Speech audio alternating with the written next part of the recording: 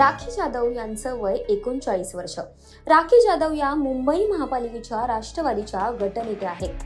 त्या घाटकोपरमधून 3 वेळा नगरसेवक म्हणून निवडून आल्यात। खासदार सुप्रिया सुळेंच्या त्या अगदी जवळच्या मानल्या जातात। तर राखी जाधव या नेमक्या आहेत तरी कोण, त्यांची कारकीर्द काय, जाणून घेऊयात आजच्या व्हिडिओमधून।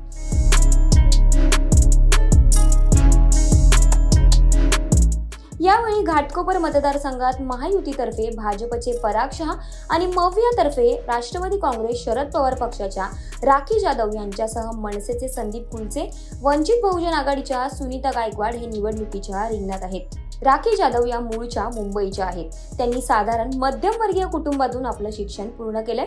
त्यानंतर त्या सामाजिक कार्यात उतरल्यात। राखी जाधव यांची पार्श्वभूमी आणि अनुभव मुंबईच्या विविध समाज गटांशी घट्टपणे जोडल्या गेल्यात, ज्यामुळे त्यांना विविध समाजातील प्रश्न समजून घेण्याची मदत झाली।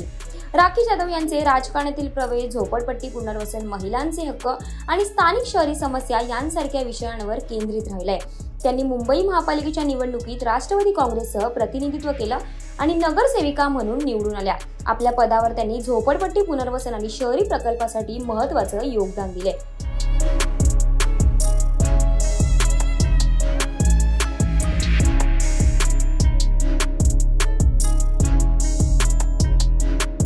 आपल्या राजकीय आणि सामाजिक कार्यातून समाजात एक महत्त्वाची ओळख निर्माण केली आहे। राखी जाधव यांची काम करण्याची पद्धत, जनसंपर्क क्षमता आणि त्यांची नेतृत्वाची शैली या सर्व गोष्टींमुळे त्या मुंबईच्या स्थानिक राजकारणात एक प्रभावी व्यक्तिमत्व म्हणून ओळखल्या जातात।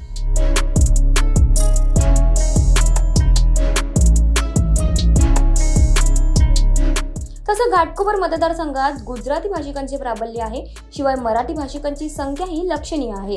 उत्तर भारतीय तसेच अन्य भाषिक मतदारही तिथे आहेत।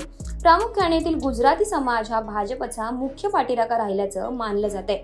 राखी जाधव यांच्या विरोधात लढणारे पराग शहा हे भाजपचे आमदार आहेत, ज्यांनी 2019 मध्ये घाटकोपर पूर्व येथून निवडणूक लढवली आणि ती जिंकली देखील होती।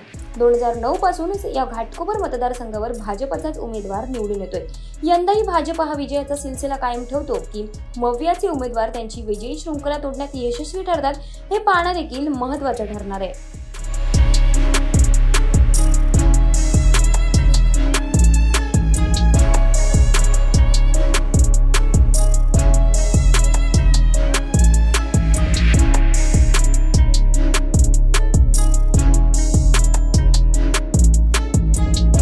तुम्हाला ही माहिती कशी वाटली हे कमेंट करून नक्की कळवा आणि अशाच नवनवीन व्हिडिओसाठी माय महानगर मानिनीला जरूर सबस्क्राइब करा।